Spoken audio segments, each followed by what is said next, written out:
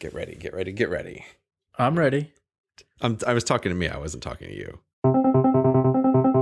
I watched your Star Trek transporter video, and at the time I thought, is this a little bit of bollocks? Like all your videos, it was well written and thought provoking, and Knut did a nice job. Yeah. What do you mean it was bollocks though? What do you mean? Like the first half of it, I mostly liked.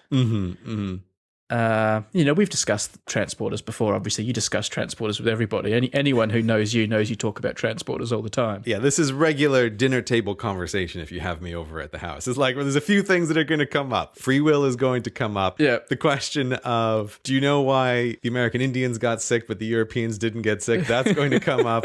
And then, do you think that the transporter is a suicide machine? Those are like your 3 guaranteed Grey conversation starters. Yeah. So the transporter thing's all, I mean, besides the fact it's a fictional machine, but, that's all right. I'm willing to go with that. Mm-hmm. And it is an interesting conundrum if 2 of you exist. This is a classic conundrum. Prestige was great for that, wasn't it? A great movie for that. I still haven't seen it, but I feel like I know that whole movie because everyone has told me every part of it. Oh, it's a great movie. Great movie. Thanks. Twitter spoilers. Well, eventually when a film's been around long enough, you've got to just say, mea culpa, I should have seen it by now. No, that's not how this works, but we've been through this before. But the last part of your video where you talk about dying every time you go to sleep. Well, hang on, let's just give me a yes or no answer here. Do you think you die every time you go to sleep? This is the part where you think I'm just being silly at the end? No, I don't think you're being silly. Uh-huh. And you haven't given me a yes or no. Just give me a yes or no, then you can say whatever you want. Do you think you and I and other people die every time we go to sleep? You can only say one of 2 words next. That's not how this works. That is not one of the words. Yes or no? Okay, listen. I'm not. No. I said afterwards you can say whatever you want. And you can do all your clarifying and all that. But the next word I want out of your mouth is a yes or a no. It's unknowable, Brady. It's unknowable. Wrong. I said, do you think? It's not unknowable what you think. You know what you think because you're thinking it. You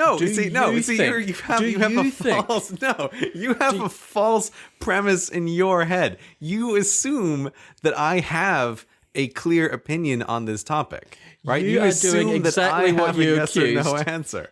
You are doing exactly what you accused your Guns, Germs, and Steel opponents of doing in the last podcast episode where you said they avoid questions and reframe the debate. And I do not think we die every time we go to sleep. And this whole, if there's this break in the stream of consciousness, then we are dead, is ridiculous. It is a ridiculous definition of death, maybe. I don't know. But it is a ridiculous suggestion. And I don't think it is ridiculous. I genuinely do not think it is ridiculous. Well, Gray, I'm here to tell you it is. I mean, how are we defining breaks in consciousness? Are there like Planck second breaks in our consciousness when we look from one place to another in which we momentarily died? Are we dying every few Planck seconds when our consciousness is disengaged for a nanosecond? Like, where are we drawing lines here? If we're drawing the death line at sleep, we've entered the world of ridiculousness. Well, I mean, look. If someone's asleep and I shoot them in the head, have I not killed them because they weren't alive at the time? You're now trying to frame this like it's murder, right? Like you've killed this person and you should go to prison for it. Oh, that's even better. Yeah, if I give someone a sleeping pill, if I killed them, you're just ridiculous. It's just ridiculous. No, it's not ridiculous. It is not ridiculous. I reject your claim that it is just absurd. It is just ridiculous. I think this is one of many very interesting questions that are related to the nature of consciousness. Like, consciousness is this strange, like inexplicable phenomenon of the universe that just doesn't make any sense and makes less sense the more you think about it, right? Like you can start driving yourself crazy when you start thinking about consciousness. Yeah, but I think you're doing a disservice to the debate when you say something silly like when we go to sleep, we're dead. Because that's like you're undermining yourself. It's like you're dressing up in a clown suit to make the argument.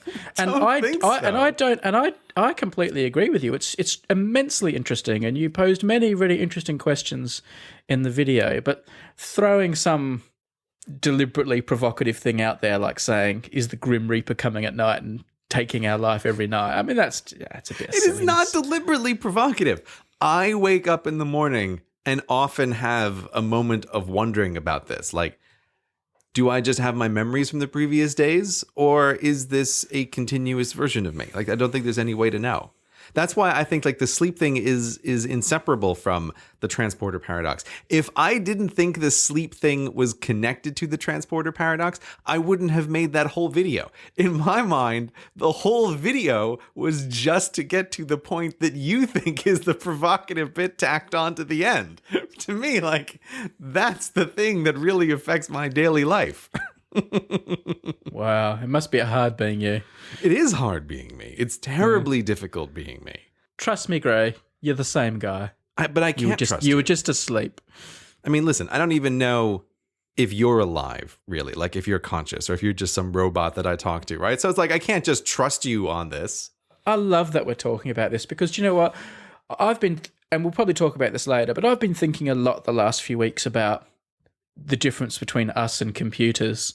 Mm-hmm. And I think, and it's a really hard thing to think about and argue because, you know, I think people who say there's no difference between humans and computers actually have the easier position. And the fact that we can sit around and wonder if we were dead when we were asleep, I think that's getting close to what separates us from computers. Just the absurdity of thinking about this and taking it seriously is wonderful. I think you're a credit to humanity, Grey. It is not absurd to wonder about. I'm not going to let you just get away with that.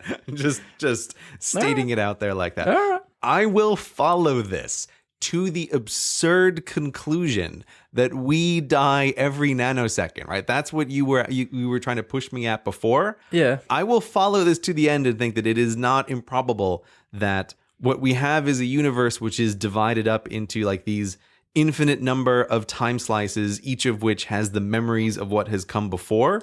But every single moment, we are just a creature that is conscious anew with all of the memories up to that moment. This is, is the universe like a whole series of nows and things like this? Yeah. Well, okay. And I think that's a different debate. I think maybe it's time to talk semantics and redefine what we mean by death. Because I think you're taking a very provocative word in death and applying it to a whole different discussion here now. And using imagery like the Grim Reaper is using the emotiveness of what normal people consider death and injecting it into a whole different discussion. How are you not anxious before you fall asleep sometimes? Like, does it never cross your mind that this is your last day? You just hop into bed like a happy Brady every time. It never crosses your mind that, oh, I guess this was my only day of existence? Because that crosses my mind all the time when it's bedtime.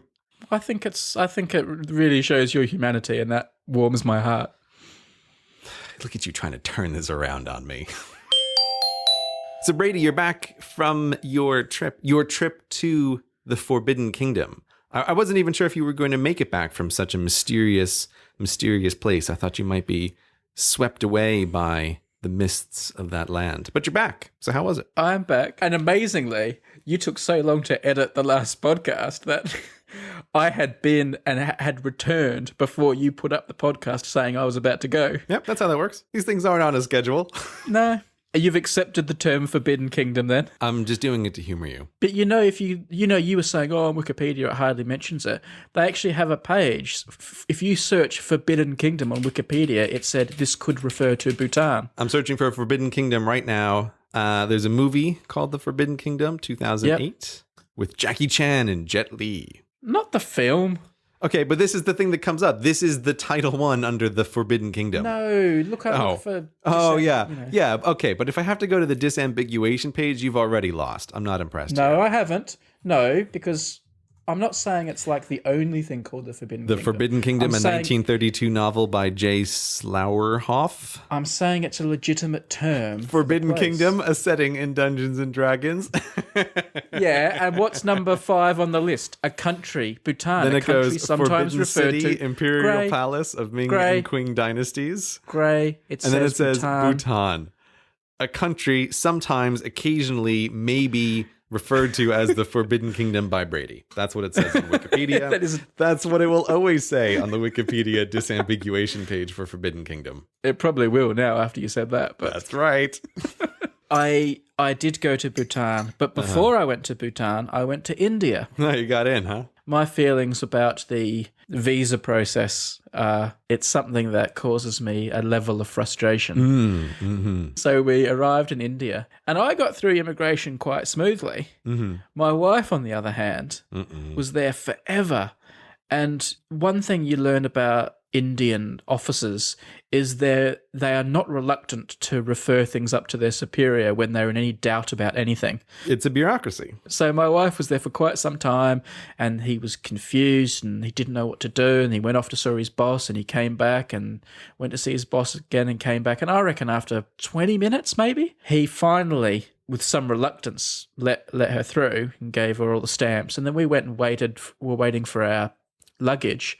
And while we were waiting, literally while we were waiting for the bags among the crowds of people, the officer came back and found us in the crowds and said, oh, I think I made a mistake, and took my wife back to the immigration counter, like back through all the security, took her back to the counter to redo all the stamps and the paperwork, wouldn't explain what it was. I wasn't allowed to go with her, and I reckon it must have taken 30 minutes of nightmares to get through.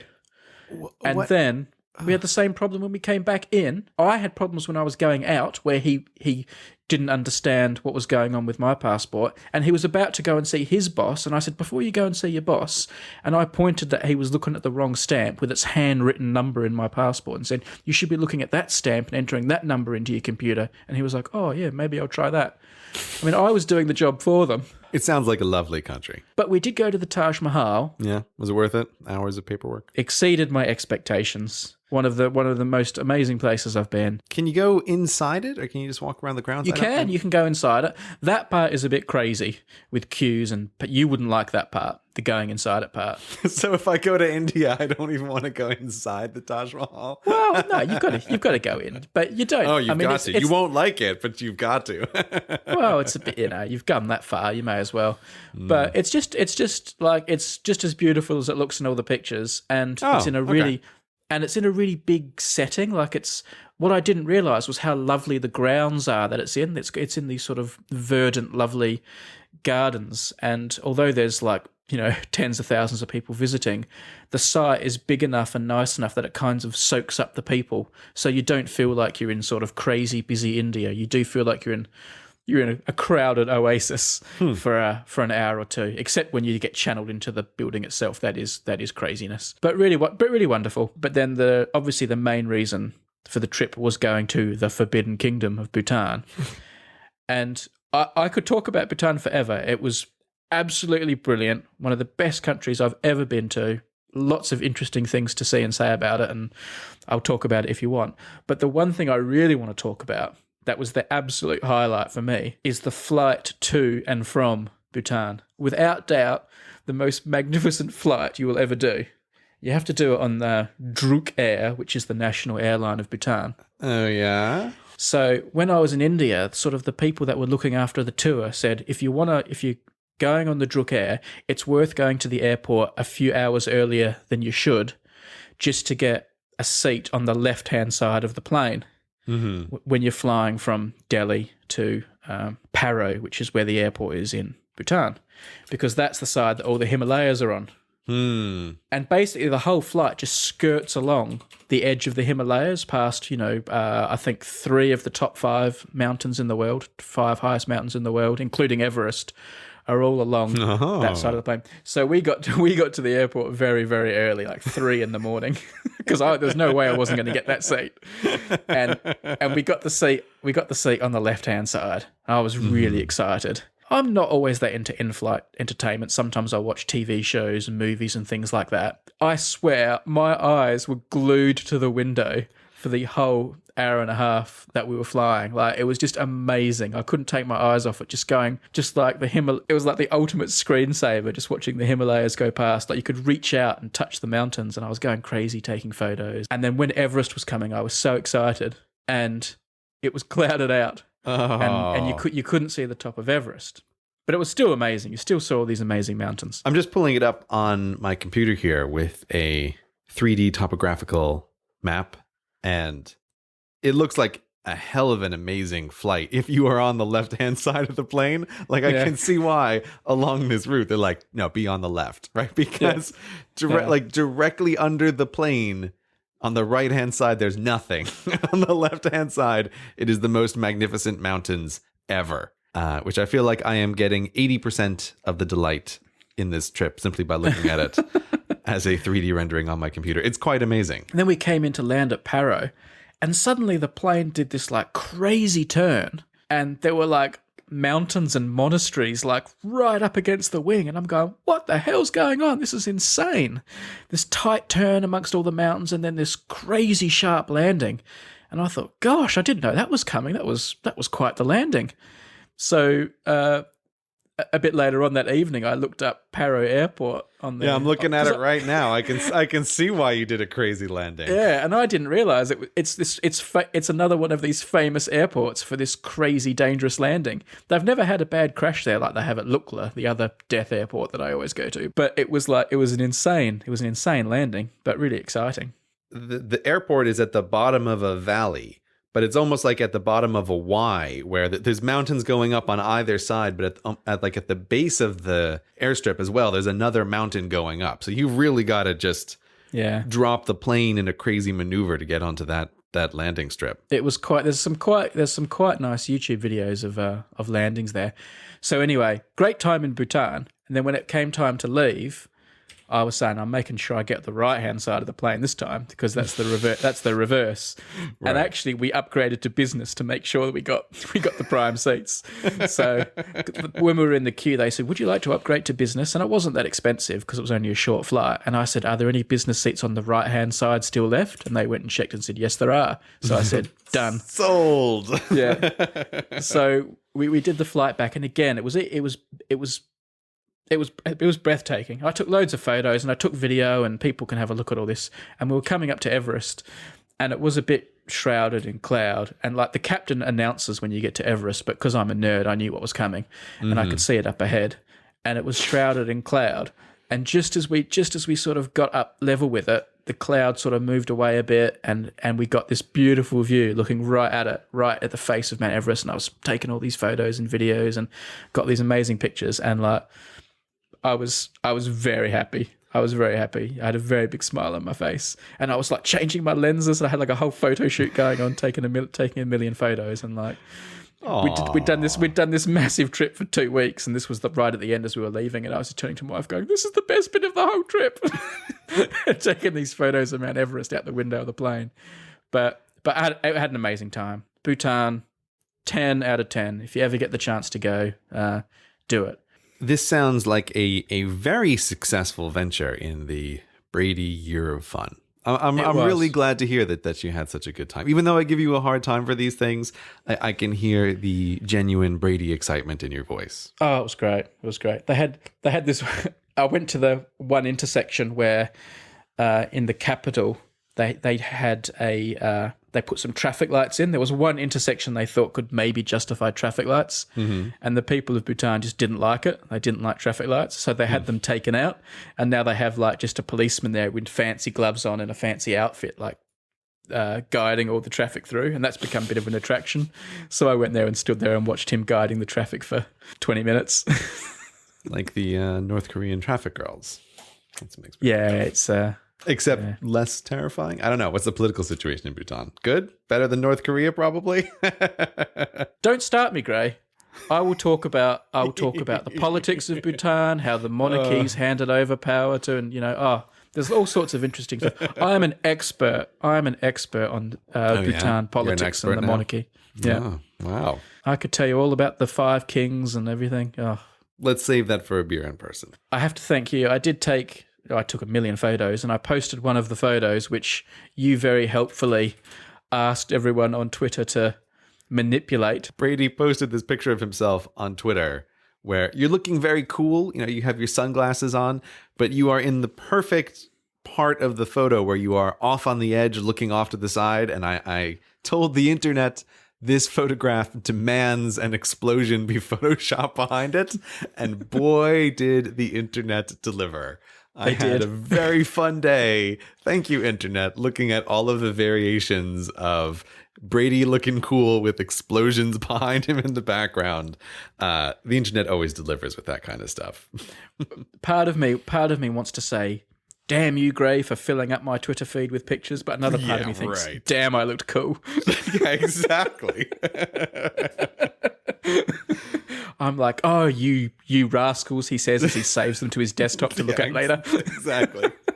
Every one of them saved in a folder. In fact, I'm going to. I've got to go to some award ceremony in a few weeks, and I've been asked to supply a photo of myself for them to show on the screen when they show the nominees. Oh. I should put one of those explosion pictures in. Yes. And the nominees are Brady Harron. This episode is brought to you by Hover. Hover is the best way to buy and manage domain names, and you can get 10% off your first purchase by going to hover.com and using the code GERMS at checkout. When you have a great idea, you want to secure a great domain name for it. Maybe you want to create an entire website debunking guns, germs, and steel. You could probably come up with a pretty catchy name for that. Maybe you want to create an entire website debunking guns, germs, and steel. Well, if you come up with a clever name, you want to register that at Hover as soon as you think of it. Because right now, there are many other people trying to think of the cleverest name for an Guns, Germs, and Steel website. I'm sure one of those crazy little domain names would work really nicely with this. So in the rush to get a perfect domain name, you have to beat everyone else who's trying to do that. And so you have to use a registrar that is fast, that is easy, that is simple. And Hover is that registrar. You can go to their website, pick the name you want, and within just minutes, own the domain name outright. Now, Hover gives you easy-to-use tools to manage your domain so that anyone can do it. Hover doesn't believe in heavy-handed upselling. Instead, they just make it nice and simple. They give you free WHOIS domain name privacy, which is something that everybody wants. They don't charge you an extra $5 a month for that or anything. It's just nice and simple. So make sure to register your domain names at hover.com. And when you do so, use the offer code GERMS to get 10% off at checkout. Once again, thanks to Hover for supporting the show.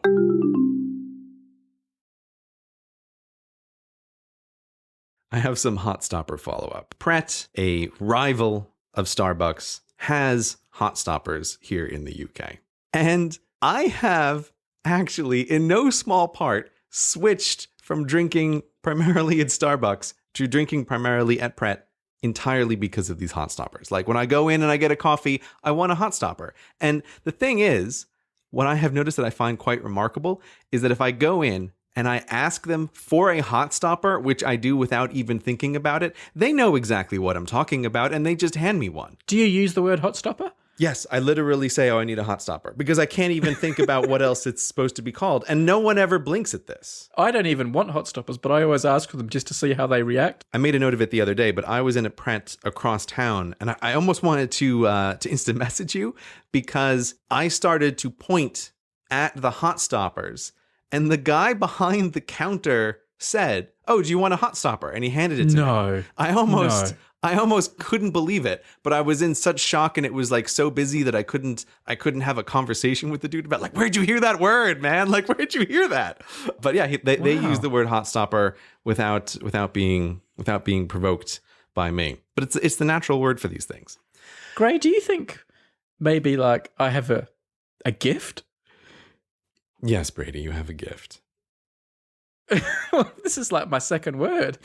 I shouldn't say that because people take it way too seriously and they think I actually think like I'm this inventor of words, and then they get all Yeah. You do upset. think that you're this way. It's okay. I like, don't try to deflect now, but you do think this way, and that's fine. You do have a gift.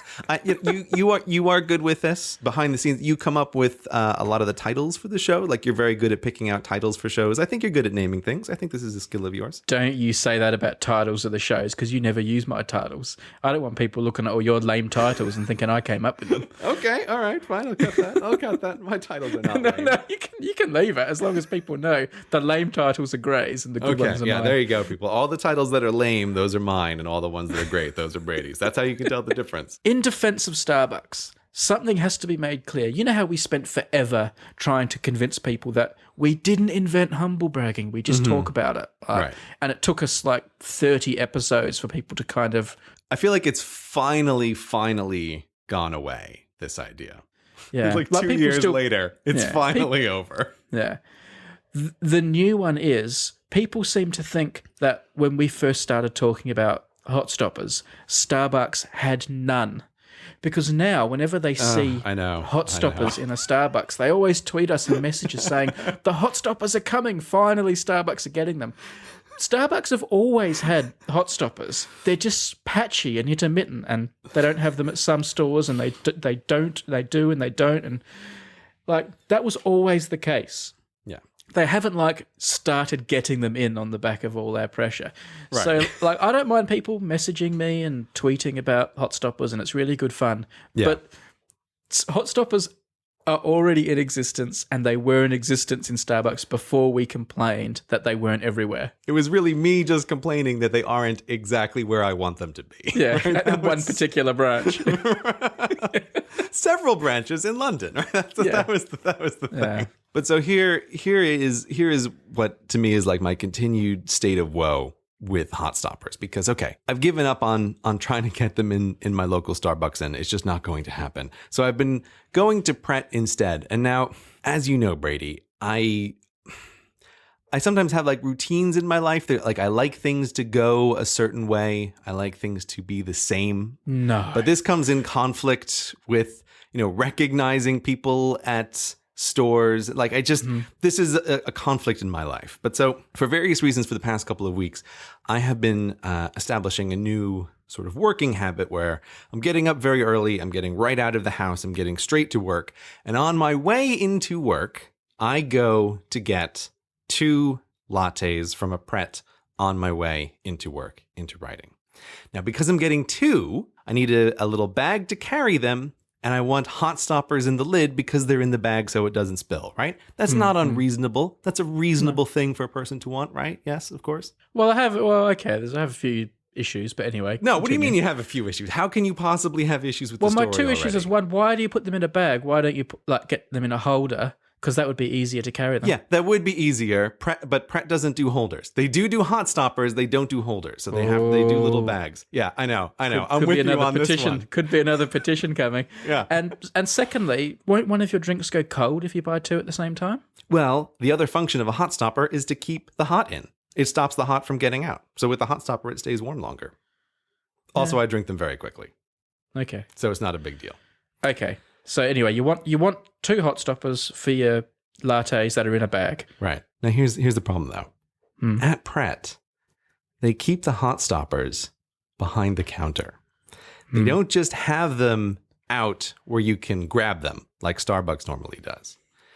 And they don't normally just give you hot stoppers with lattes. For some reason it's in their mind that this is a thing just for tea. Right. But so now I've been going to this regular Pret, and I keep ordering 2 lattes, and I'm there at like 6 a.m. I'm the only person there. I want to get the hot stoppers. And I ask the only guy who's always there for hot stoppers. And we start to have like a little discussion, which I can never figure out why. But this guy never wants to give me the hot stoppers.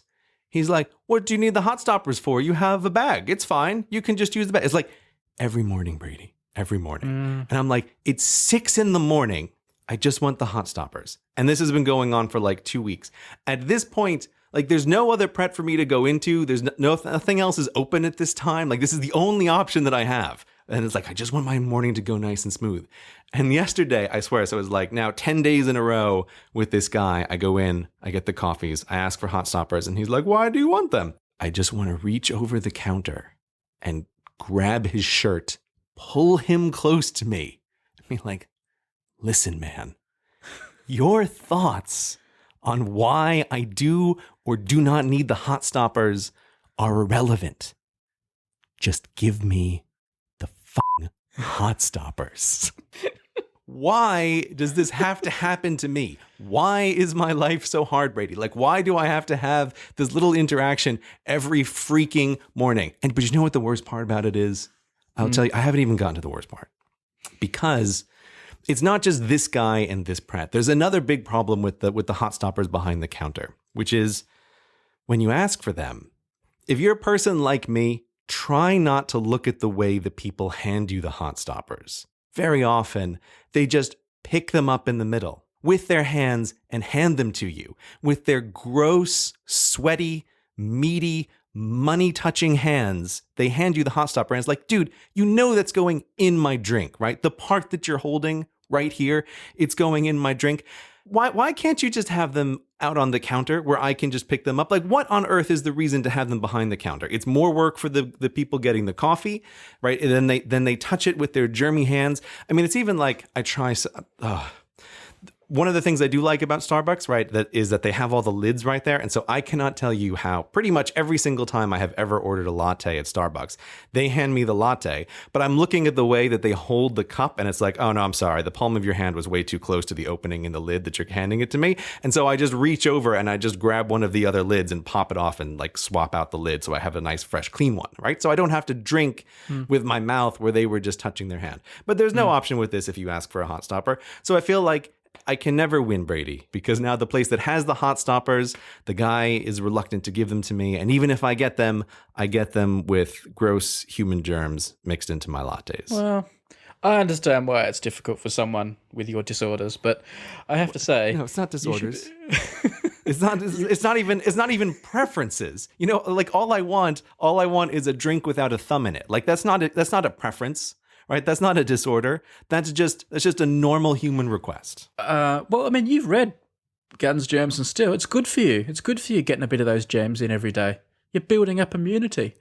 I live in the middle of London. I get plenty of germs as it is. I don't need extra germs in my drink in the morning. This is not what I need. Do you remember when I messaged you that picture I took at McDonald's with that woman who put her kid on the counter? Oh God. That was some kid sitting with their bum on the counter where all the food was being served up, and I was I was horrified by that. So first thing I did was took a photo and sent it to Grey. Yeah, thanks. That's just to mess with your head. Yeah. Just to mess with your head, knowing that something bad was happening somewhere in the world.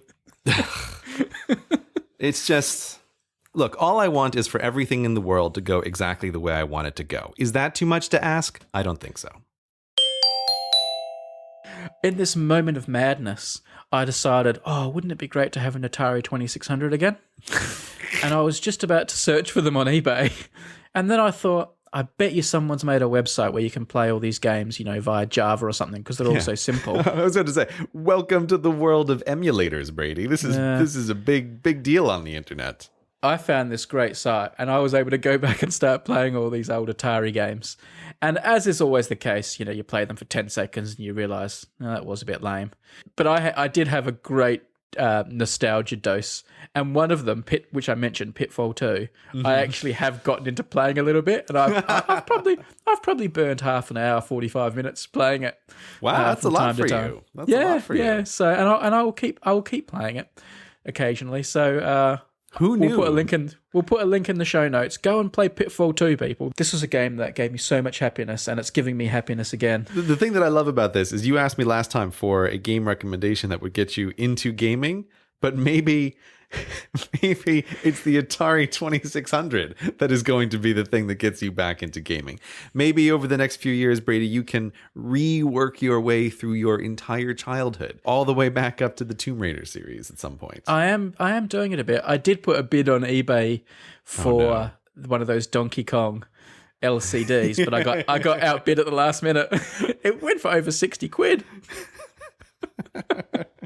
I might get one though, because I want to play it. You want to play it and feel like a god again. That's what you want. Yeah, to do. well, much like that story from last time with Donkey Kong, when I did play Pitfall 2 again, it was amazing how easy I found it. Like things that I spent weeks and weeks trying to crack just was so easy now. So that really fleshed out what you said about maybe our brains just to get those games in a different way than when we were younger. Yeah, and I think you're playing particularly simple games as well. Yeah. I'm willing to bet like some of my frustrating memories on Super Nintendo games or Game Boy games when I was a kid. Like I'm willing to bet if I went back and tried to play some of those now, I would find them still quite challenging. Right. But you, old man, playing video games at the dawn of video games, it was just the simplest, most basic thing that you could imagine. Have I ever told you about my greatest month of gaming ever? No? It would have been in 1998. Gather around, children.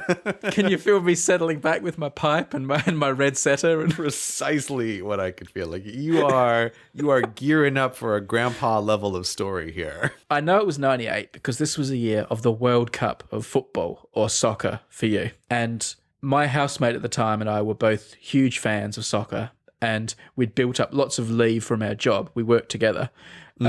We both took the entire month off so that we could watch the World Cup. Mm-hmm. And the World Cup was at night because it was being held in France. So we blacked out the whole house. We put like sheets over all the windows so the house was permanently dark. And we basically switched to European time, although we were living in Australia.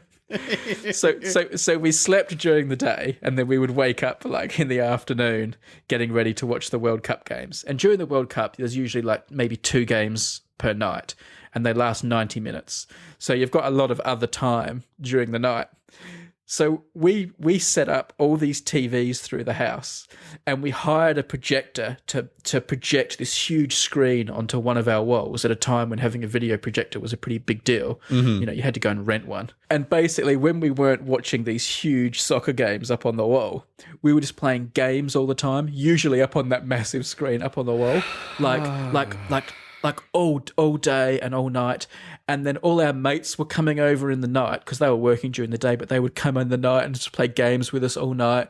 And we'd have all these tournaments and things like that. And we also had a pool table, and we would have like pool table tournaments going on simultaneously with video game tournaments. And in that room over there, there'd be a GoldenEye tournament going on. And like the house was just this intense hub of games between soccer matches for like a complete month. I didn't even want to think about what I must have eaten in that month. It can't have been healthy. You are making me so envious for the freedom of youth right now. I know. Listening to this story, I mean, I'm sure some of our listeners are horrified at the thought of what a house with a bunch of guys where the windows have been blacked out and there's just a projector up on the screen. Like, I'm sure there's some people like imagining the horror of the pizza smell and the beer and the guys. But I think if you are a certain kind of guy, like even the sports part of this to me, like I can get behind this whole notion of like, you know what? I'm just taking a month out of my life for a certain kind of male hedonism, and it is going to be amazing. Do you know what the worst thing is? And I'm really ashamed of this. I was thinking about it earlier today, and at that time, my housemate had a girlfriend who lived with us, and I can't remember where she was or what she did for that whole month, like because she obviously didn't take the month off. And was she living? I have no memory of her. Like, where was she? What was going on? Like, I remember him and I sitting on these 2 big brown chairs and just playing games like 24/7. Yeah. But like, what was she doing? Did she allow this? Did she just go and live with her family for a month? I have no recollection. Whatever, doesn't matter, right? What matters was the glorious month of games. That's fantastic. They did break up after that, so maybe that explains something. I don't know, but worth it though. I'm sure it was worth it. What a great month. To be young. Any Hello Internet listeners out there, if you get the opportunity to take a month off from your life to go all in on gaming, do it. You won't regret it when you're older. Do you know what? The worst thing is, we could probably get away with doing that now. The closest I ever came to that was, I can't remember, it was a year or two after I went full time with the YouTube. There was one summer where I thought, there was a video game that I had been holding off playing for forever because I assumed that it was going to be like heroin for my brain, which was World of Warcraft. And I knew, like, I'm a responsible adult. I can't take heroin and I can't play World of Warcraft. Like, these two things were filed in my brain under the same kind of, like, might be really enjoyable, but also a terrible idea kind of thing. But one summer, I can't remember exactly what the details were, but basically, like, I was at my parents' in North Carolina for some unusual period of time. I don't remember why, but my wife wasn't with me. And now it was like, I'm self-employed. I have no adult responsibilities in the world. Like, I suddenly found myself with 3 weeks of just nothing. And I thought, boy, if I'm ever gonna do this, now is the time, right? So I rolled up my arm, I found a vein, and I installed World of Warcraft onto my computer, and I started playing. And it was just delightful. Like, it was really great. I quite enjoyed it. Like we discussed last time with Myst, like, I had a real sense of place. World of Warcraft, I was the worst World of Warcraft player ever because I just wanted to ride around on my horse and explore the world. But it was just great. I totally got into that for about 2 weeks. And then World of Warcraft is exactly that kind of game where I was playing, and then all of a sudden I totally lost interest in it. And thank God I did, because otherwise I might have lost my whole life to it. But luckily, I found it very boring in a short space of time, and thus I still have a career and a wife and a family. I'm not like just living in a hovel somewhere with an internet connection, earning just enough money to keep the game on. Anyway, games, they're fun. And like drugs, maybe. It's really easy to thank a sponsor like Squarespace because they've got a great product and we actually use it. I'm a paying Squarespace customer. I use them pretty much every day, both to update my own blog and the podcast postcard website where we're showcasing your votes from the flag referendum. I know Grey also uses it, including for the Hello Internet website itself. Squarespace just make it so easy to create and then maintain professional looking pages. If you'd like to give them a try, go to squarespace.com and then enter the code HELLO at checkout and you'll get 10% off your first purchase. But you don't have to make up your mind straight away. Squarespace even lets you design your site, get a feel for how it looks, how it all works before you make any kind of commitment. So no matter what you've got in mind, a blog, a CV, a portfolio, a podcast, maybe there's something you want to sell in an online store, Squarespace is the all-in-one place to get all those things done. They've got a bunch of professionally designed templates to get you started, and then you can really customize the heck out of them if you want, make them look your own, or you can leave them as they are. They look really good already. Or if you're one of those people who likes really getting under the hood and putting in some of your own code, you can do that too. Seriously, I'm recommending Squarespace to everyone, my friends, my family, even professional people who ask me about designing a website. I say, don't talk to me, just go to Squarespace. I do tell them to use the code HELLO though. Squarespace also have an app on your phone so you can maintain things when you're out and about having real life adventures.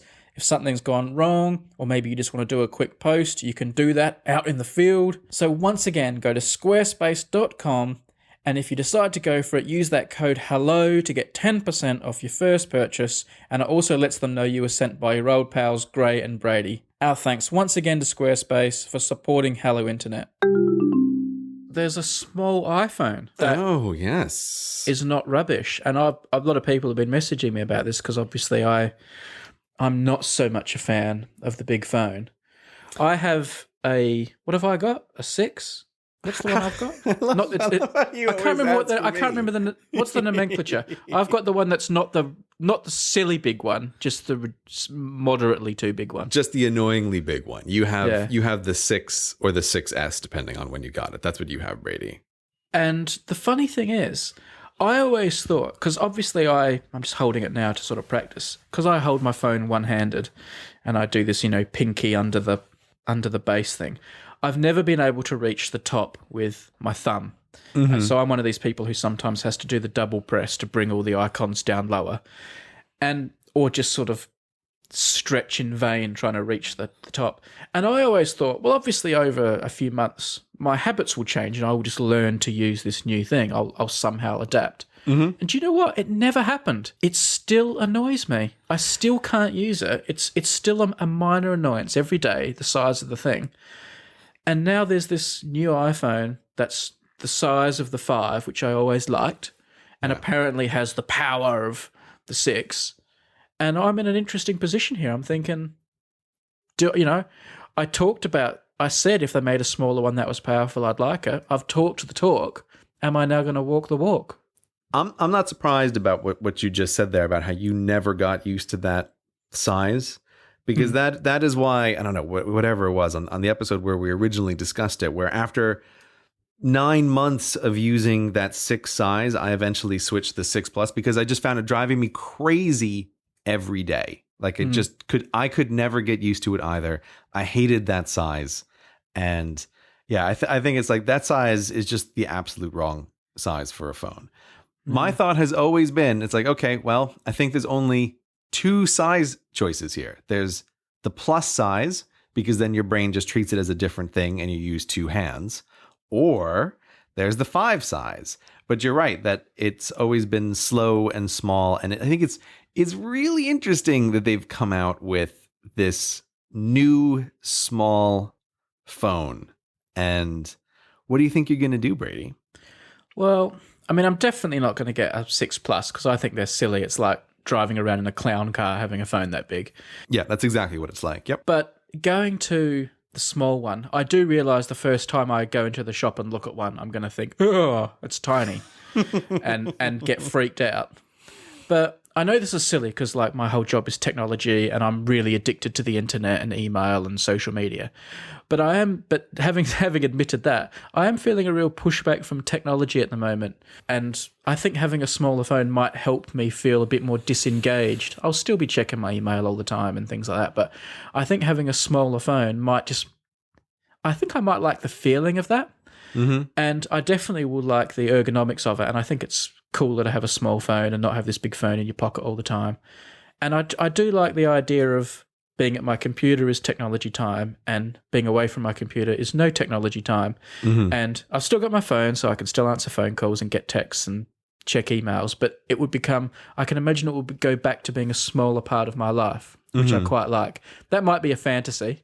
Yeah. But in this sort of idealized version of me in my head, having a smaller phone and my mechanical watch and everything, I'll be more a man of the wild, and not such a technology addict. So that appeals to me. I just like the look and the feel of the smaller phone. I just think it's a nicer object. It feels more like something that should be in my hand and in my pocket. The 6 feels a little bit too big, and I don't like using it. The 2 things that will stop me getting the smaller phone are, 1, I don't need a new phone at the moment. My current phone's fine. So I don't need one. And the second thing is I do use my phone to watch videos sometimes for work purposes. Other people sometimes help me with videos and they do like rough edits for me and I have to watch them a lot. And quite often that's something I do first thing in the morning. Like I wake up and I'll just have my phone in bed and I'll say, all right, I've got 15 minutes. I'll watch this video and give some feedback and some notes on it. And that feels like an important use of my phone when I watch video. And I don't know what it would be like watching video on the 5 after being used to the 6. It's a conundrum, I think, what has happened here, because I have also always thought like, man, if Apple made a small phone again, I would seriously consider it. Seriously consider it because to me, the 6 Plus, I like the 6 Plus, but that's in comparison to the 6. I'm constantly annoyed by how big it is in my pocket, and I'm aware of it as this huge object that I carry around all the time. And so when they came out with the new small phone, like I was seriously tempted by that. And to you, like I am aware that because of some of the equipment changes in my life, I don't use my phone all that much anymore. Like I'm not actively using it for a lot of things. I'm much more using my iPad Pro now. Like that's the main device. And I very often just have that with me wherever I happen to be, or if I'm going out and working, like I can take that with me. And so I feel like I don't have a need so much for this big phone. And it's like, man, I would really just love something small and minimal that I can have in my pocket. Plus, as we have mentioned many, many a time, the iPhone 6 design is ugly and horrible and slippery. And the new one is like, ooh, this is the old design, which looks great. Like, and you can hold it nice and firmly. Everything about this appeals to me, except for one thing, which is I feel like is the deal breaker. I am convinced that this phone is going to be like what the old iPhone C was, where Apple is making a small, cheap phone that they intend to be people's first iPhone that they're going to keep around for years and years and years. So what I think is that this line is not going to be updated in a long time. Like I think 2 or 3 years from now, Apple is still going to be selling this exact phone. And so to me, that's the thing that I would feel worried about is like, boy, I'm pretty sure I could fall in love with the small phone again. I think I would be a lot happier with the small phone. But what I'm not happy for is signing up for 2 or 3 years of wondering if and when Apple is ever going to update the small one again. You can always jump back up if they don't upgrade it and say, well, okay, that was a fun 2-year fling. I guess I've got to go back to the big one now. Maybe you have a point there, but I am not a person who very often goes backwards in technology. Yeah, I mean, and you know I'm the same. You know me with my silly, I want the Pro. That's why having a spec'd up smaller phone is why it suddenly appeals. If they you can get crappy 5s now, and I'd never consider getting one of them. But if I can have one that has that is comparable to the highest spec, I don't know what to do. Who knows? You still totally on board with the Apple Watch? Like, is that it for you for life? Like, you're like, yes. Oh yeah, I wear my Apple Watch every day. I love my Apple Watch. I felt like last year was a real like winning year for me with Apple. It's like I love the iPad Pro and the Pencil that they came out with, and I love the watch. Like I wear it every day. I can't imagine being without it. Like it totally changes the way that I use the phone. It's actually because of the watch that I use the phone a lot less. Like I just really like it for getting notifications and for triaging information that comes from my phone. I love everything about it. I'm still all in on that, even though you think that I am like the emperor with my new clothes and my fancy watch, and you think it's dumb. You should get one. I'm actually starting to really seriously look at another mechanical watch, but of course you are. But every time I look at one that I feel could be good enough to sort of have some wrist time, I just look again at my Speedmaster and think, I love my watch. I just want to wear it every day. Why get another watch? And then I look at the other watches and go, oh, but they're nice too. Yeah, you're not watch monogamous. That's not what you are, Brady. But that's okay. Well, I am. That's the thing. I think I have a roving eye, but I am monogamous. So, yeah. Is there one in particular that has your eye caught at this moment? Well, I'd rather not talk about it at the moment. Okay, it's a personal issue. It's very personal. Okay, I understand. Yeah, there are a few. There are a few that I'm looking at.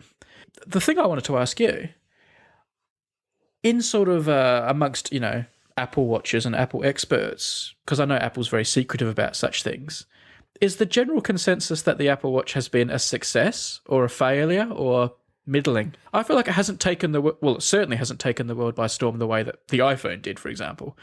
But like, is it considered to have been a triumph for Tim Cook, or is the jury out, or what's the consensus among people who know more than me? I don't know what the consensus is. I mean, everybody has their own personal opinion on the Apple Watch. Like people like it or they don't. I don't know, but Apple's like sort of secretive with their sales numbers, and they're always a bit vague about how much they've done with it. So I don't know. I don't have a good sense of like, do they think it's been a huge success, like for what they were aiming for? I have no idea for that. The only thing that I am really aware of is how I would expect in a city like London to see more of them around. And I'm kind of aware that I don't see very many around.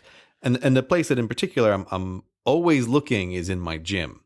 So like I'm at a relatively big gym. There's lots of people, and I feel like this has to be ground zero for seeing Apple Watches, right? Where like the overlap of people who go to gyms and people who are interested in a high-tech fitness tracker, that overlap has to be pretty big. And I have never seen anyone there with an Apple Watch except for me. I know watches are more discreet, and so you might not notice what watch people are wearing. But I do look at watches probably more than the average person, and I just thought by now I'd be seeing loads of them, and I'm not, and that's what makes me think: is this a bit of a bomb? Like, has it not worked? Apple seem bullish about it, and I mean, they'd never admit a failure, would they? But they talk like it's successful, and I don't see in the media reports saying it's been this big flop, and I can't figure out where they all are because I'm not seeing them. I, like you, like I always look at people's watches. Like, I think it's interesting to see what people wear as watches, what people select. Like, it's an interesting item on people. I'm always looking at people's technology, and the most times I ever see an Apple Watch is someone using it like I do at Apple Pay, at like a Pret, getting a coffee or something. But even then, it's very rare, and it's notable when I see someone do it. So I just don't know. I wonder if it's going to be like what the Apple TV was for a while. Like, Apple had this product that they manufactured that they clearly didn't sell a ton of, but they sold enough that they thought it was worthwhile, that they thought, oh, we'll keep doing it. I do wonder when the version 2 will come out and when I can give Apple my money for their version 2. So, believe it or not, there are still late votes coming in to our post box for the flag referendum. Oh, I believe it, because you solicit them. You want like, oh, you're acting like it's some kind of, oh, there's a big surprise, I'm still getting votes. Like, but you want the votes. You told the people that they should always send in the votes. You mentioned it on Twitter. You go, oh, look at these late votes coming in. I can't believe it. But you're implicitly asking for more late votes when you tweet people's late votes. You know. Yeah, but just because I'm asking for it doesn't mean I can't be surprised when it actually happens. Okay, you can choose to be surprised. But anyway, I went and picked up the latest batch the other day, and there was a package amongst the postcards, which I opened, and it had come from China. And it didn't say who it had come from. And I opened it up, and it was a printed flag, which I unfurled, and it turns out it was Flaggy Flag. Someone had made in China a proper flag version of Flaggy Flag and sent it to me, which I think is advanced ninja mischief making to have had that flag made and then sent it to me. Yeah, the rebel flag. It's close to treason, you having that flag, Brady. Very close to treason. I wouldn't say it's treason. I think it's part of a healthy and robust democracy that we're creating. That, you know, a symbol of the freedom of Hello Internet has to include people making rebel flags. I do have to admit that I quite enjoy all the various versions of Rebels versus Empire photoshopping that goes on between the two flags. Like, those never don't make me smile. Like, all of the different versions where people take Civil War pictures, right, or Star Wars or whatever. It's like, man, do I love me some Photoshop battles. And Flaggy Flag and Nailing Gear make for some excellent Photoshop battles. Oh yeah, I haven't seen a lot of this. You're gonna have to point me in that direction. I will have to send you some of them. I've saved a few of them. But of course, this brings us to the big flag news of the year. Oh, because our flag news was last year, wasn't it? Or was it? So that was the big flag news of last year. Yeah, of course. Yeah, everyone in the flag world knew about our flag referendum. Yeah, the flag world was abuzz with the Hello Internet podcast flag referendum. Yeah. So hot on the heels of that, we now have the final result of the Super Bowl the flags. Yes, the New Zealand flag referendum. The dramatic conclusion. I was awake and live tweeting the results at 7:30 this morning. Wow, that's impressive. Yeah, you know it's a big story when it gets through Grey's bubble. Yeah, and that's how big this flag story is. Yeah, it's world news. So the ham-fisted, poorly designed, crazily chosen fern flag that won the sort of Challengers contest. What do you really think about it, Brady? that flag was pitted up against the traditional existing New Zealand flag, right? To decide, are they going to go for something new, or are they going to stick with what they've had for years with the Union Jack on it, and a very, very close resemblance to the Australian flag. And the people of New Zealand had the choice, one or the other, and the people of New Zealand have spoken. The results came in. I'm looking at the provisional election count right now for the second referendum on New Zealand flag, and the current New Zealand flag won 56.6% to 43.2%. So New Zealand is going to keep their current flag design. So after all those millions of dollars and debate and controversies and contests and votes and everything, status quo. Yeah, well, that's because they picked a terrible flag. The competitor was just awful. I've said it once and I'll say it again. They had one job. Get that black flag with a fern on it. Make that your flag. Job done. Yeah. And somehow, I don't know what happened. In some ways, it's the most unsurprising thing in the world to be sitting here right now and be like, oh, people stuck with their terrible New Zealand flag. And in other ways, I feel like you do. Like, I can't believe this didn't go the way that it obviously was supposed to go. It's the Australian referendum about becoming a republic all over again. Yeah. Like, it feels like there was a will to do something, but the vote amongst the people that wanted changed was split and fragmented to a point where they just said, well, stuff this. Let's just keep everything the way it is. And what this also reminds me of, again, is the referendum in the UK about changing the voting system, where immediately afterward, there's a bunch of people beating the drum for, this means that New Zealand loves her flag and we will never change the flag ever again because the people have spoken. It's like, is that what the people have said though? Like, I'm not sure that that's the conclusion that you can draw from it. Like, ultimately, this is a referendum that has taken place and this was the result. But boy, do sometimes people like to jump on a results like this and say like, okay, great, we'll just keep this one forever then, shall we? It's like, oh, okay, well, that kind of goes with my feeling of I would have been happy to vote for something that was different because you can always make it better in the future. But I think I left it in on the podcast last time, but I was predicting this result that black corner versus the traditional flag, that the traditional flag would win. And here we are.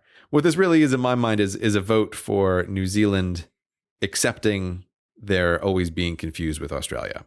Like, New Zealanders, you can't complain about that anymore. That's what you voted for. So, Gray, just to clarify, because I think, I mean, it's accurate that you, even though you're not a New Zealander, so it doesn't really matter, but you were of the mind that they should change their flag from what they have now. And even though you didn't like the winner of the Challenger series, you thought maybe choosing that would be a step in the right direction. So if you were a New Zealander who didn't like the Union Jack flag, would you have voted for crappy black corner and said, well, at least it's different? Or would you have voted for the existing flag? If you had a vote, what would you have done? If I had to vote and if I was a Kiwi, I would have voted for the black corner flag. Okay. I wouldn't be happy about it, right? Just like many elections, you're not happy with your choices. But I would have voted for the new one. I would not have voted for tradition because I feel like it's a step in the right direction. At least it's more recognizable. It's not confused with a nearby neighboring country. It's better. It's not great or anything, but I think it's better. You don't agree? You would have voted for tradition? Of course you would have voted for tradition. I would have voted for tradition. Yeah, of course. Yeah. Why do I don't even wonder for 2 seconds if you'd vote for tradition. I would have voted for an all black flag with just a single fern on its own on it. I would have voted for that over the current flag. Right, of course, because that's awesome. No one would have not voted for that. Exactly. That would have gotten 97% approval. And yet it didn't make the final. Like, what are you doing, New Zealand? Come on, man. They didn't go with the obvious flag, essentially, once again, because of intellectual property rights, right? Like, this came down to this disagreement between the Australian All Blacks and the government, and the All Blacks making the argument that this is like a trademark and it's copyright law. But I feel like this is one of the few times I would be totally on the government side if they were just like, No, I'm sorry. We're the government who enforces the intellectual property, and we're just not gonna. Like, we're just gonna take your design. You know what? Tough luck, All Blacks. You know, thanks. They're pretty big and tough, those All Blacks, though. Yeah. Thanks for being an amazing sports team that promotes us worldwide. But you know what? That's our flag now, buddy. Right? They could have still kept it on their uniforms. Yeah, of course they could still keep it on their uniforms because it would be the New Zealand flag, right? But it's just like I know if I'm sitting down and if I was a lawyer somewhere, I'd be like, no, we can't really do this. But my gut feeling is like, oh, come on. Sometimes you got to break a few eggs, right, to get the thing. And this is what we all wanted. But so here we are, and I bet you anything there will not be another referendum for 100 years. Like that's almost certainly what's going to happen. It feels like what New Zealanders have done is the equivalent of when you really feel like steak all day and you go to the restaurant thinking, I can't wait to have steak. And then at the last minute, they give you the menu and you see all these options and you get bamboozled. And then the waiter comes up and says, what do you want? And you go, this looks interesting. I've never heard of this before. I'll have this weird pizza. And then they bring you the weird pizza and you think, yeah. I knew I wanted steak. Why didn't I just order the steak? Yeah. The will of the people in New Zealand have spoken, but boy, is it a real shame. It's a real shame. Shall I predict this is the most disappointing election in 2016? I think so. You've got CCC here. I know what you want to talk about. Well, it's corporate compensation corner. Of course it is. But this is a special edition. This is a ye olde corporate compensation corner. I live in a house that is quite old. It was built in the 1860s. My house. Yeah. What? Nothing. I mean, that's just this is old. It's old. It is old. It's a real pain in the butt to maintain. Beautiful things require extra effort, in my opinion. Sometimes. Sometimes. Anyway. That we're not here to talk about the beauty or otherwise of my house. I mean, your house is very lovely looking. What I do want to talk about, though, is the fact that once every 6 months, this strange envelope comes through the door, and I open it up, and I take out a piece of A4 paper that looks like it was printed in the 1980s with some dot matrix printer that's almost out of ink, and it's this weird, rather unprofessional looking letter that comes from this company based in Staffordshire of England, demanding of me the sum of £2 British pounds sterling for what they call chief rent. And I'm required to send off a cheque for £2. So what's that? About $3 or so, or maybe more than $3 for our American friends. So a small amount of money. I called the lawyer, my real estate lawyer person once and said, "What's going on? Do I have to pay this?" And they explained that I do.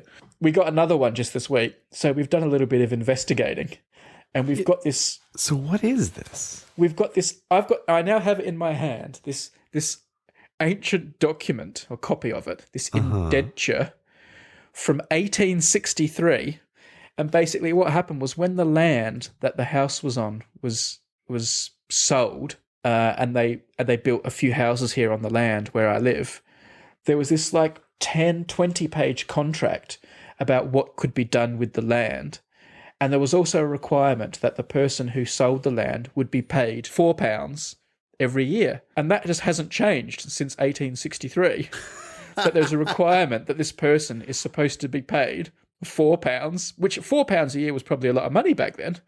But now it's nothing, but it still has to be paid. And obviously some other company which buys up all these chief rent deals has bought this one and just sends off all these automated invoices all the time. And I've got to pay this £2, which is a huge pain in the butt. One day I want to just send them like coins in the mail to pay for it. That is so English. So we did some investigating today, and you can actually buy your way out of it.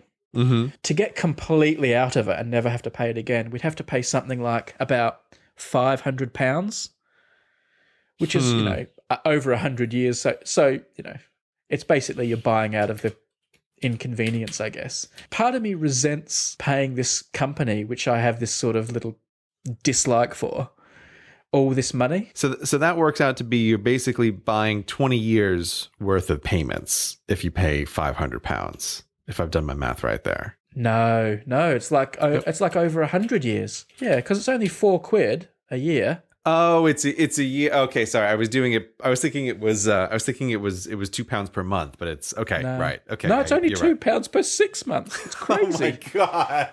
Yeah. I would totally pay their mafia blood money here for trying to just never have to think about it again.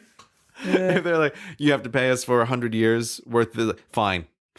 I would find having to send off the £2 an infuriation every 6 months anew, because I know I would totally forget about it between every 6 months, and I would just discover it and be annoyed. But are you gonna pay the money? Are you gonna get rid of this? Or are you just gonna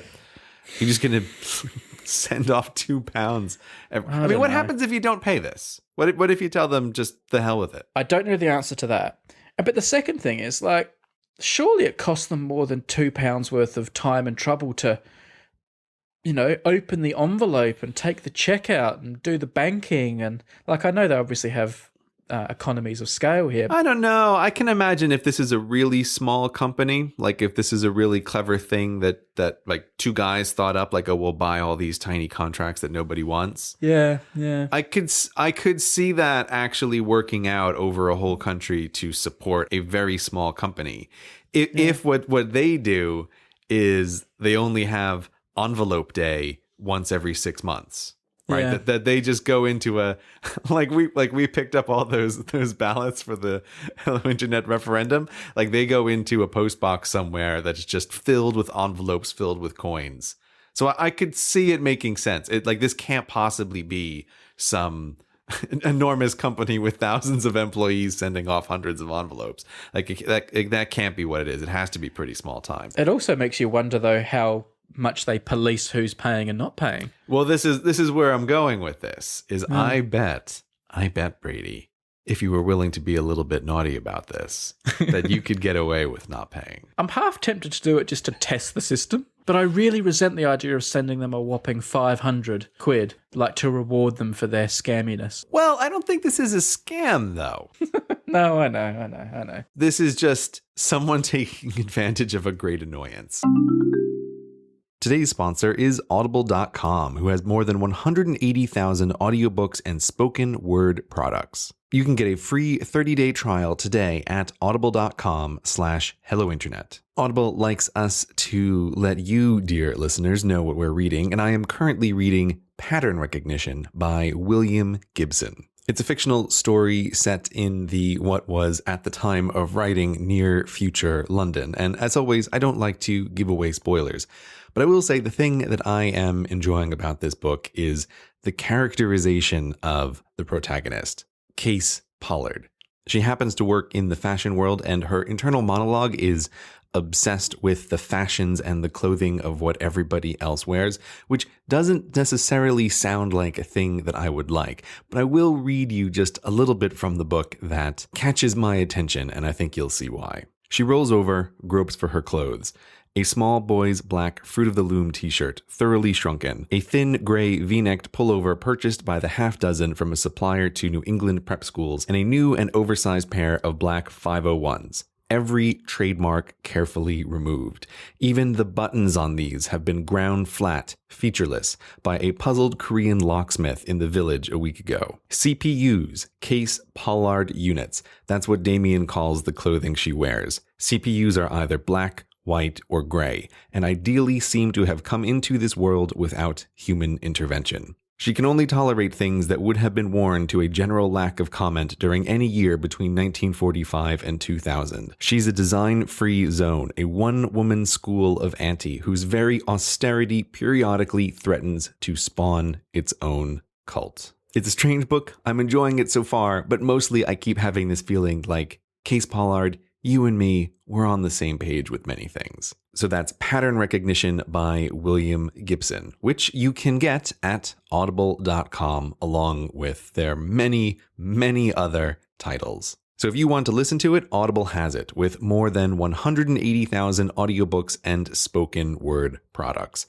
You'll find what you are looking for. And once again, get a free 30-day trial today by signing up at audible.com/hellointernet. That gets you a free trial and lets Audible know that you came from the podcast. Thank you to Audible for supporting the show.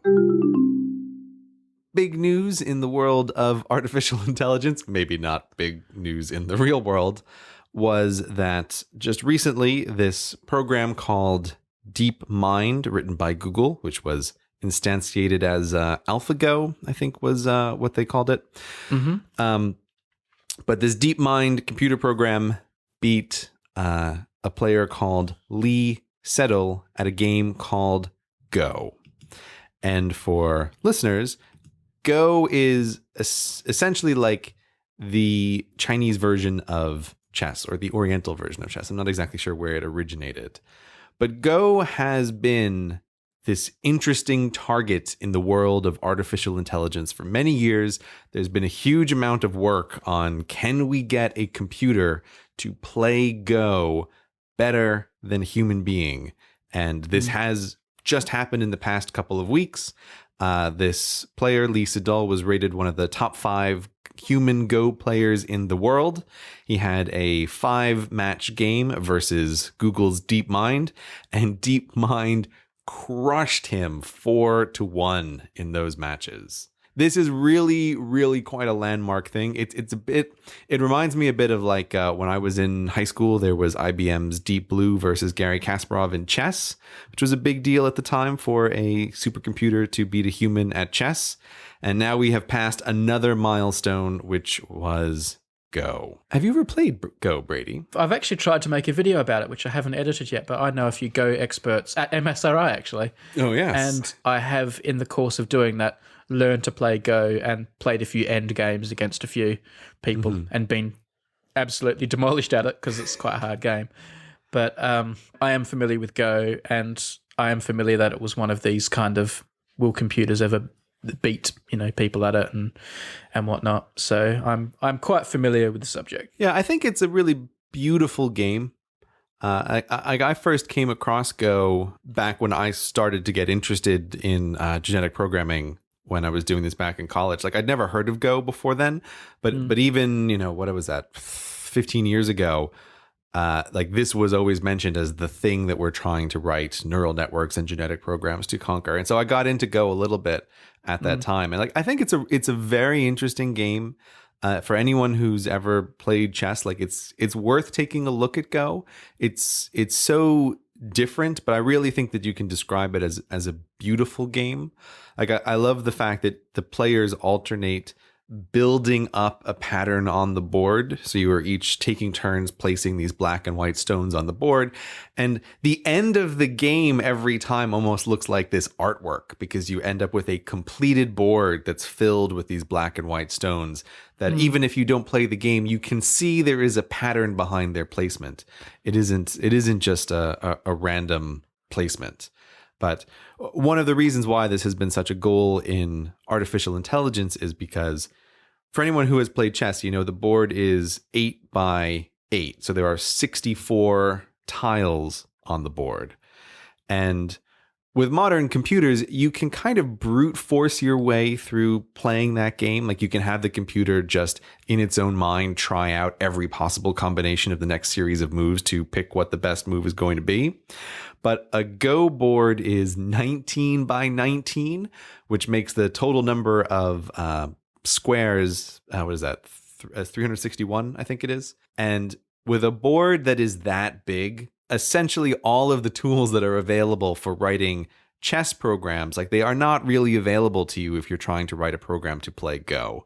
And so in the world of AI, it has always been like, you have to design something that is very different to conquer this sort of problem. You cannot conquer it in the same way that you conquer chess. And like I said, this has been accomplished now. And I think it's really interesting because I was reading some of the commentary about it, and at least from professional players, they all say that this DeepMind plays the game in a way that is very inhuman and is very difficult to understand why it is making the moves that it is making. Whereas like a supercomputer playing chess, humans can understand the reasoning why it is doing what it is doing. But that DeepMind plays Go like no human plays Go, like very conservatively, but it makes these weird moves that turn out to be devastating, but are very difficult to figure out. Like, why is it making this move at this point? So professional Go players, watch your back. There's a computer coming for you. This has obviously been a big moment for the artificial intelligence cheerleaders, and they've been, harping on a bit about it, which has made me, in much the same way when everyone recommends a game to you, you don't want to play the game. When everyone's saying how awesome something is, I'm a little bit like, well, is it that awesome? I know this was sort of, the next milestone in artificial intelligence. And I'm also aware that the way that this software works is different to how, Deep Blue wins at chess. This machine is sort of teaching itself and going off and playing games by itself and learning. And we're making a whole bunch of computer file videos about it as well. So hopefully people will go and watch some of them and just whatever. Computer file plug. Yeah, but I think it's important not to forget that this Lee Sedol wasn't beaten just by a computer. He was beaten by a computer that was made by humans. So, I think this is a real victory for humans as well, isn't it? What a great victory for humans that they are able to make a machine that can do this. Yeah, to be clear, I am, especially after reading Superintelligence, I'm not exactly an artificial intelligence cheerleader at this point. I just think it's... so I'm not on team isn't this awesome. I'm more on team this is just a huge landmark in the state of technology. That this has been a thing that I have been reading about and vaguely hearing about for 15 years, and now it has come to pass. And also sooner than a lot of people were suspecting, which is another interesting take on this, that most of the money was that the computer was going to lose, that it might be close, but that the human would still triumph at this stage. But that was not the case. So I just think it's much more of a landmark. It is one of these generations of new kind of computer programs where it is teaching itself how to play much more than humans are programming it how to play. And this is the shape of things to come with all kinds of computer programs. Is this we're going to feed it a huge amount of data, and we've built a neural network on the inside, and we don't know exactly how it is that it learns, but we just know that if we do keep feeding it stuff, it will learn. And this is one of these examples. It is a thing that has taught itself how to play Go better than humans can play Go. And it's just another big milestone along this path. And the thing that's interesting is I keep calling it DeepMind instead of AlphaGo, because just like the Watson program that IBM is working on, that they had that win Jeopardy a few years ago, is yeah, but that's not really the main purpose of Watson. That was an instantiation of Watson designed to try to win at Jeopardy. And DeepMind seems to be a general purpose artificial intelligence program that Google is working on, that AlphaGo is an instantiation of. Why don't we use this general purpose thing to try to solve Go?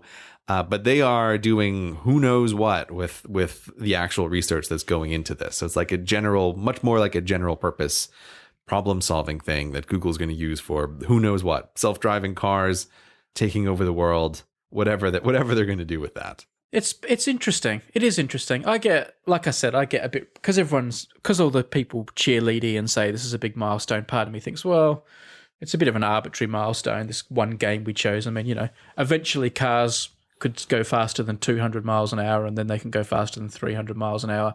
So where do we draw these milestones? I understand this uses a different technology to some of the other ones. But anyway, all of that aside, it has got a lot of publicity, so it has got me thinking. And I've actually been thinking about it quite a lot the last couple of weeks and discussing it a lot with my wife about it does, because it's raising lots of questions about what it means to be human, doesn't it? If this thing can teach itself and we don't even know how it's winning, where are these lines? So I've been having a lot of discussions lately about what it means to be human and to learn. Which has been interesting in itself. We must discuss it sometime, because the interesting thing is, almost for the sake of argument, I've been sort of the grey of the discussion all the time, and I've been taking the position that humans are nothing special and they're computers, and I've been throwing down the challenge to say, tell me otherwise.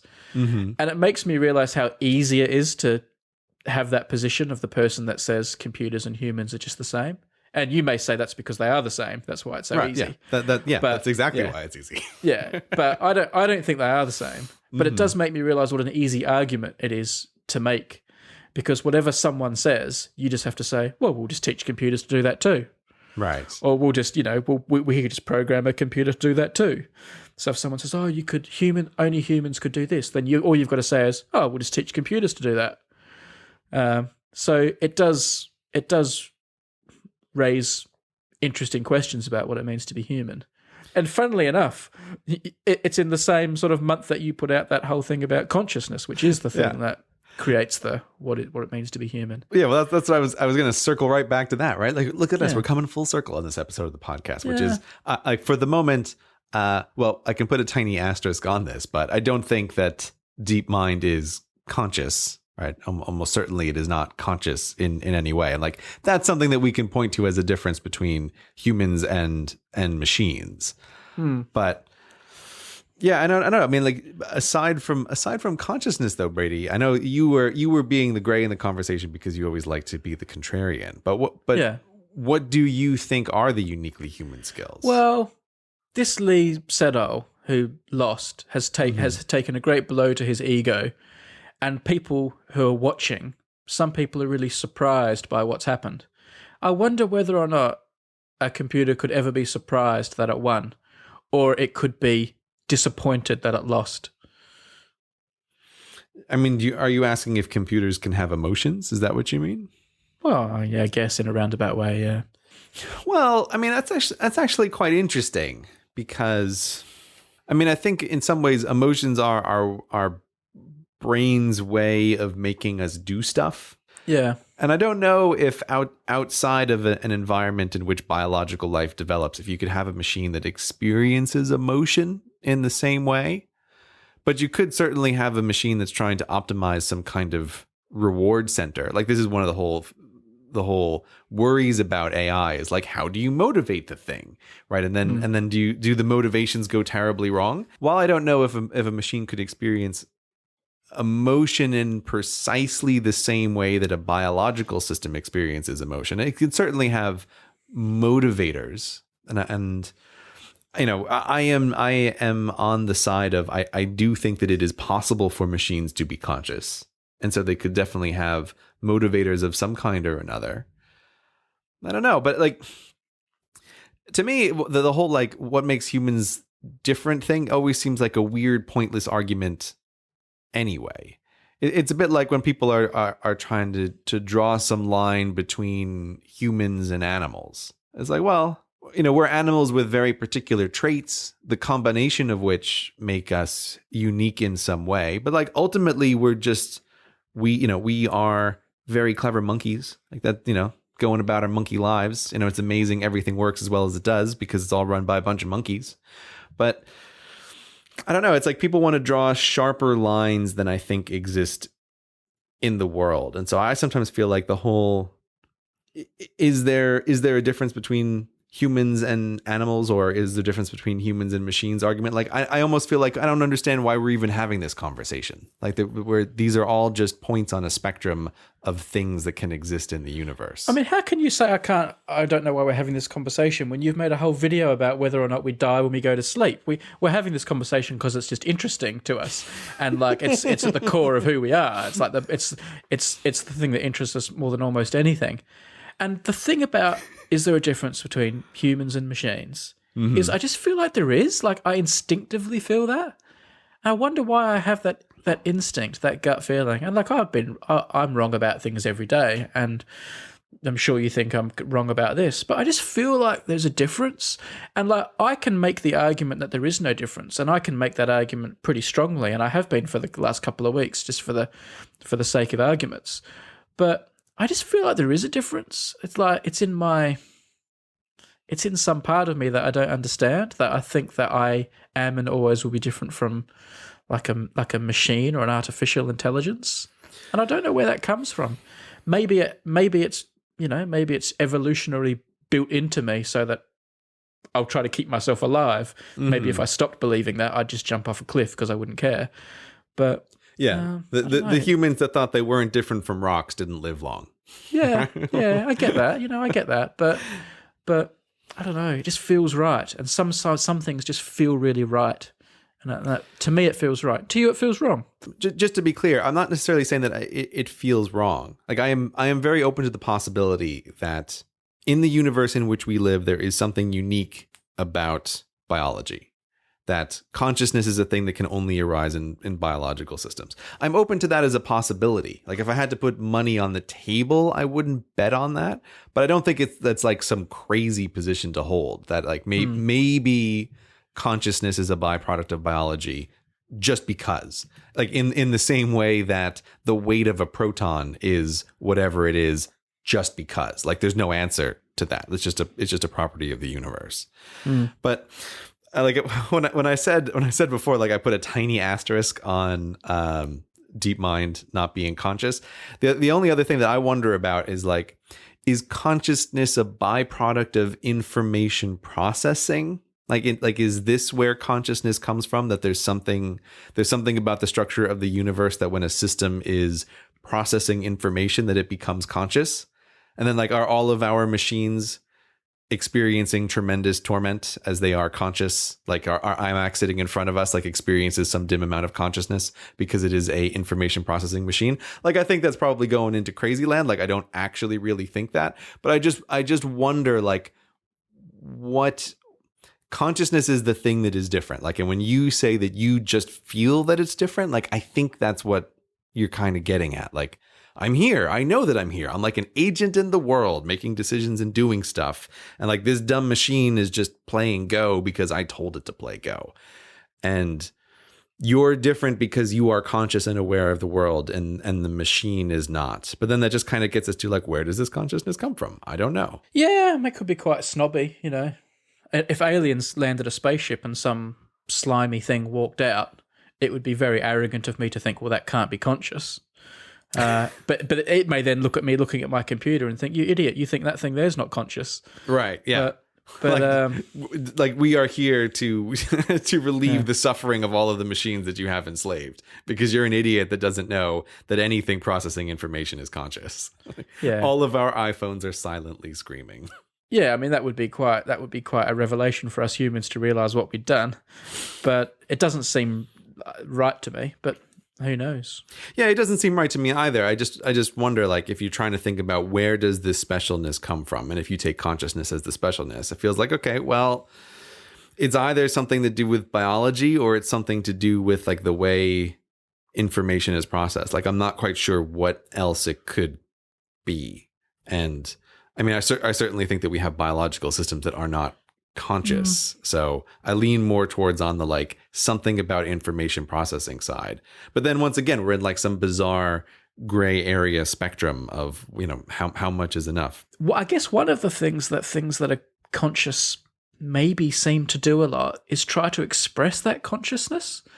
Like we kind of, and I've never seen any evidence of a computer trying to express anything beyond what it does. Like you didn't see AlphaGo at the end sort of seek approval or congratulations from its master saying, I did pretty well then, didn't I? Or say, I'd like to learn a new game. Or say, I'm really proud of what I did, or that was easy, or like it's making no effort that we know of to do anything beyond just what it does. Right. Whereas humans and even, dogs and all these other things that we think have some level of consciousness do seem to try to express themselves in these other ways that are beyond, that seem beyond that. But yeah, like is that stupid? No, I don't. No, that's not stupid at all, right? Because I mean, you can train your dog, but your dog clearly also has its own thoughts about things, right? It's not just an automaton that plays dead and rolls over whenever you tell it to. Like Yeah. it has its own interests in the world, right? It wants to look out the window, right? It wants to play Yeah. with the other dogs. Like it clearly has its own intent. Yeah. And I agree with you that that is a thing that I don't think that we have seen in the artificial intelligence world yet, is a machine expressing its own intent.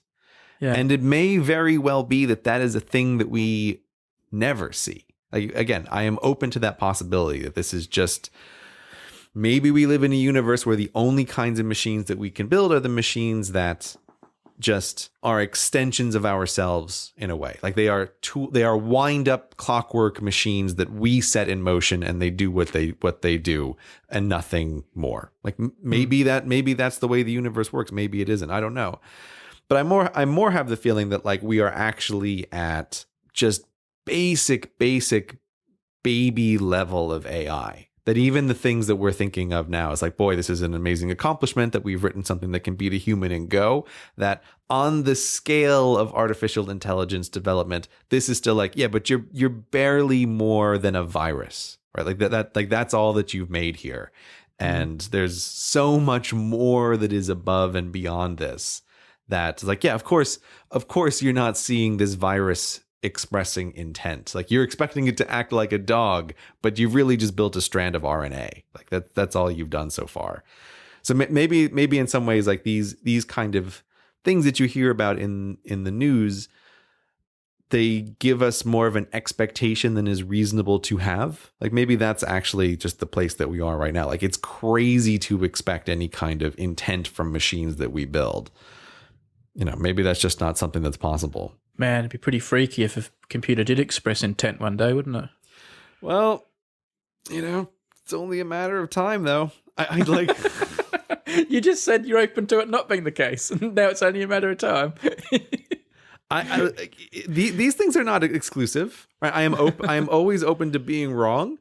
Whether or not a computer expresses its own intent, I think it is certain that at some point we are going to be faced with a system that was designed that is convincingly expressing intent to other humans. And then I think we're in a real moral problem. When you have something that passes like a Turing test of convincing other humans that it has thoughts and feelings and expressions. Like even if you know you built it to be some clockwork machine, I think that's going to be a really weird moment for humans. And it's like, okay, but like there's no amount of trying to point to all the gears and saying like, oh, but we know on the inside it's just clockwork machinery and it's not a real thing. It's like, yeah, but you built a robot that looks convincingly like a person, which is telling me that it's sad because it's kept in a cage. Like, I feel bad for it. Can we let it out? It's like, no, maybe not. I don't know. I think we're going to be in just some weird situations as these things get better and better and more convincing. Tell you what, Gray, robots taking your job corner is pretty intense. Yeah, I didn't mean for it to actually be this intense. I really want to actually did want to just talk about robots taking your job, but instead we've started it out by talking about the very nature of consciousness and what it means to be a human.